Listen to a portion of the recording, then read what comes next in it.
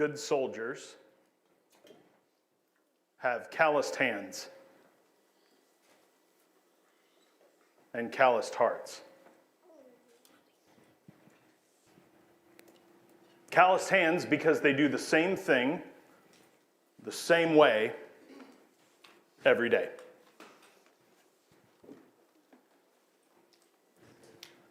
Calloused hearts because they do the same thing the same way every time.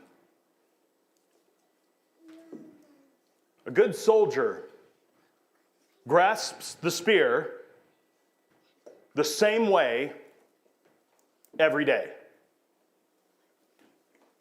Calloused hands. A good soldier kills on command the same way every time. Calloused heart. Yes, calloused hands and calloused hearts are the marks of good soldiers. And I am not a good soldier. I'm a great one.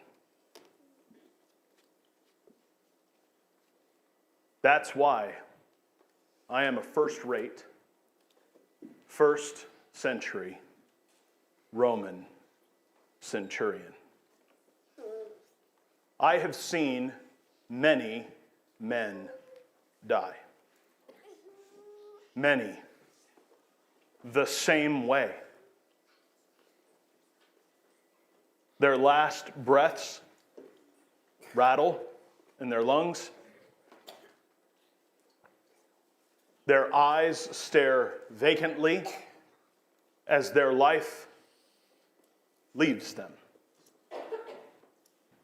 The same thing, the same way, every time. But this time was different.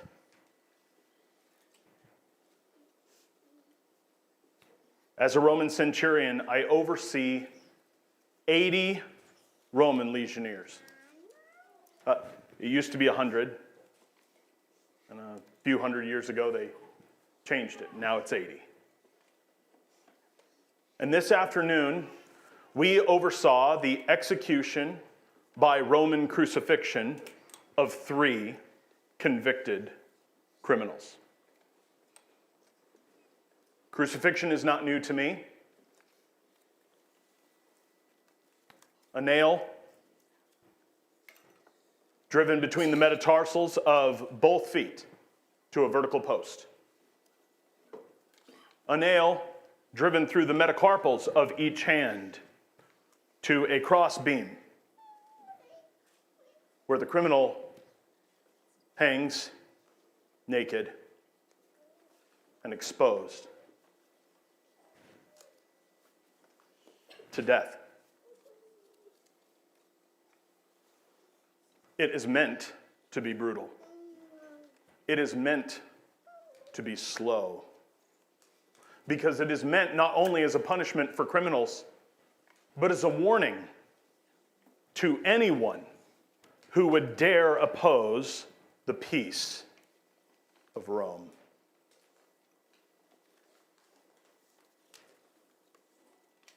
So today was the same assignment? No, this assignment was different.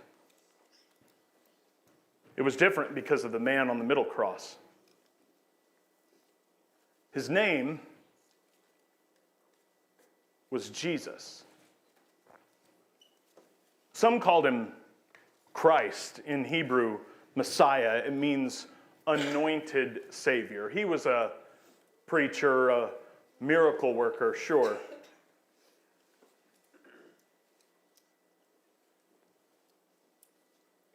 But today they mockingly called him King, the King of the Jews.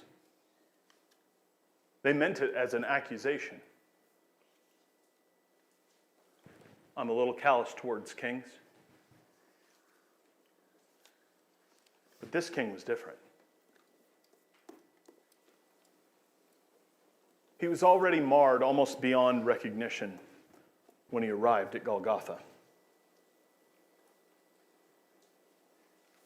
it was obvious that the soldiers of the governor had had their sport with him.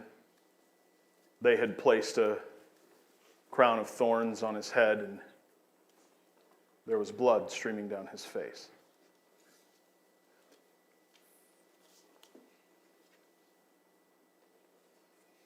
I've seen many men crucified. Most of them the same way. I've stood beneath the same crosses and heard the same cries, cursing the crowd, pleading for mercy, fighting their fate. I've seen many men die, but this man, he was crucified differently. He didn't curse. He didn't plea. He didn't fight his fate.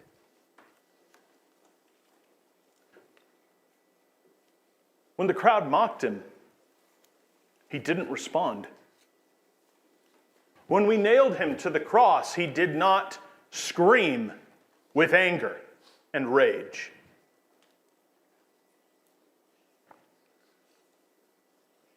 He didn't put up a fight.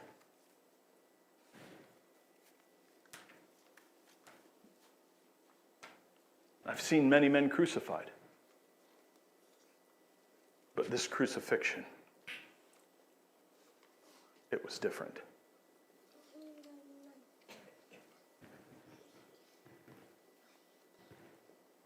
In the middle of the afternoon, darkness fell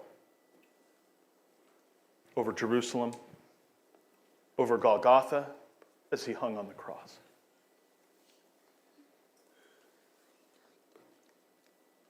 And when it did, a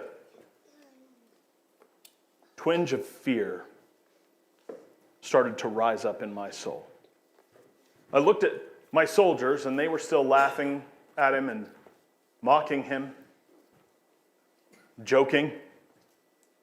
What was their mockery a mask for their fear of what was happening? Or was I finding myself somehow less calloused than them? Some of them spat on him. They gambled for his garments. They made sport of him.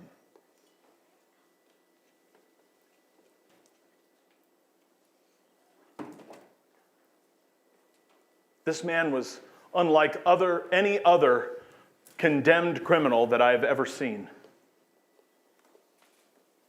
At one point, he said this, "Father, forgive them, for they know not what they do." I had heard in the back and forth over the course of the afternoon that this man claimed to be the Son of God, which explained, maybe in part, why he would cry out to his Father. In heaven, forgive them. I have heard many criminals cry from this cross for their own forgiveness. Never have I heard them cry out for the forgiveness of the ones crucifying them. They know not what they do. That was a new one for me. Never had I overseen the crucifixion of someone who claimed I didn't know what I was doing. Soldiers have calloused hands and calloused hearts because they do the same thing the same way every time. But this time was different.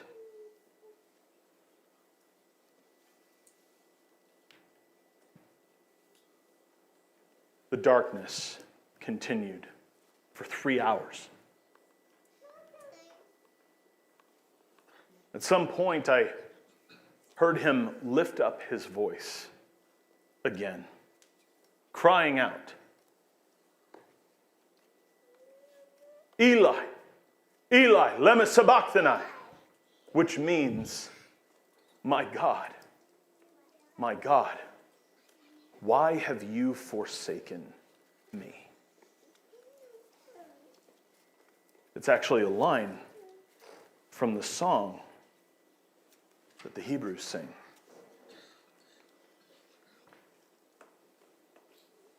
At once, the earth began to shake violently. Rocks split. Jerusalem beyond us was thrown into chaos.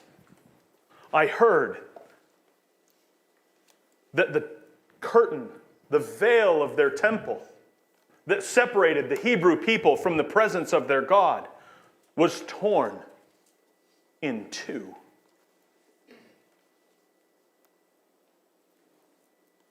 I realized something was happening that was beyond me, something beyond Rome, something beyond the veil of this world.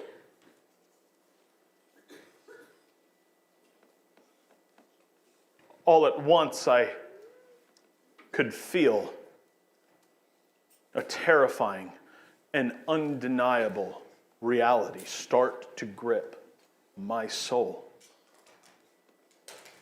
This was no ordinary man. This was no mere preacher.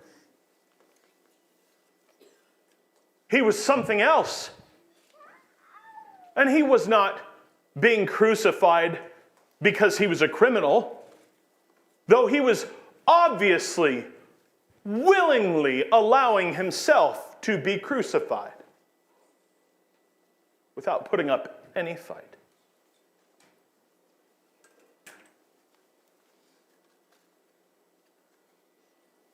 I started to feel this sense spring up within my soul. A sense that somewhere along the course of the day I had given up a piece of my soul for the peace of Rome.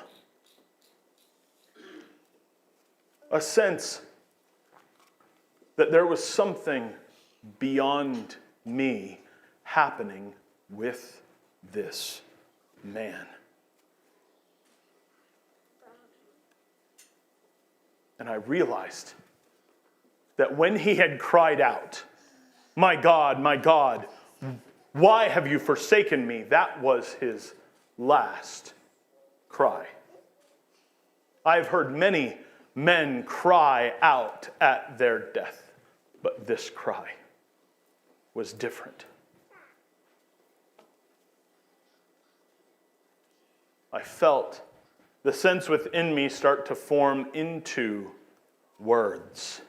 And before I realized what I was about to say, they escaped my unprepared lips. I took a step back from the cross and said, "Surely this man was the Son of God." I looked at my soldiers. They weren't laughing anymore. The mockery had ended. The laughter had died. What had we done?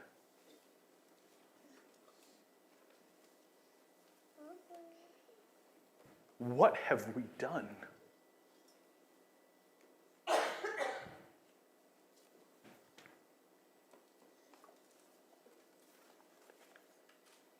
I'd seen many men die, but this man was different.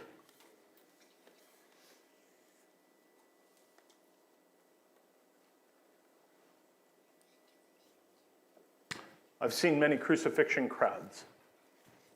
This crucifixion crowd was different too. By the time the earthquake happened, all of the scoffers were gone. The elders and the chief priests who had demanded this execution were gone. And all that was left was a small group in the distance, some of the women who had followed him, including his mother. I had seen her during the crucifixion, but good soldiers have calloused hands and calloused hearts. And seeing a mother witness her son's crucifixion is not unusual in my line of work. But now, as I watched her cry on the shoulder of another man, I wondered, what did she know about this man that I didn't? I wish I could ask her. Another man came, a man named Joseph. He's from Arimathea. He came with another man and requested the body, took the body off the cross. Even the way that he took the body off of the cross was honoring, reverent.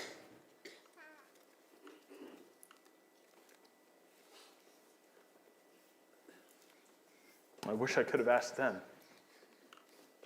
who was this man to you? I have to know. Who was this man to you?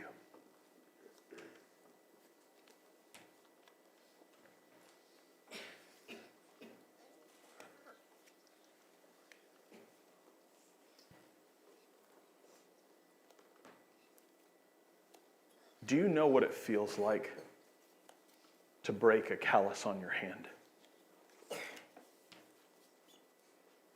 Do you know what it feels like to have a callus broken on your heart?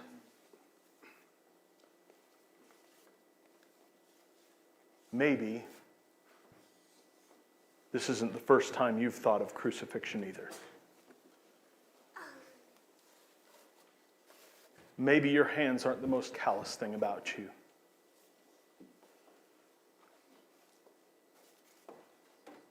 But maybe this crucifixion can do for you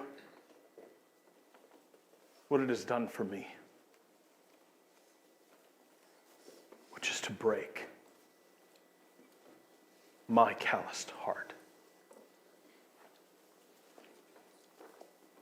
I have seen many men die, but this man was different. And now I am too.